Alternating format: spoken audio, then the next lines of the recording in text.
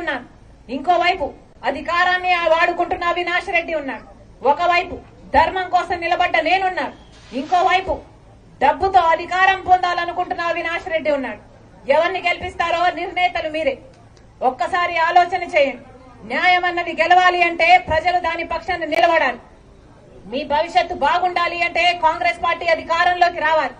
మన రాష్ట్రానికి special status, ప్రత్యేక హోదా రావాలన్నా, పోలవరం ప్రాజెక్టు కట్టుకోవాలన్నా, మనం ఏ ఇతర ప్రాజెక్ట్ అయినా, కడపలో స్టీల్ ఫ్యాక్టరీ చూడండి ఎలా ఉంది దాని పరిస్థితి. పథకాలు శంకుస్థాపనలకేసే ప్రాజెక్టు గా తయారైంది తప్పితే ఒక్క అడుగు కూడా ముందుకు పడలేదు.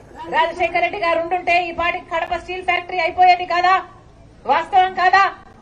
ఒక్కసారి ఆలోచించండి.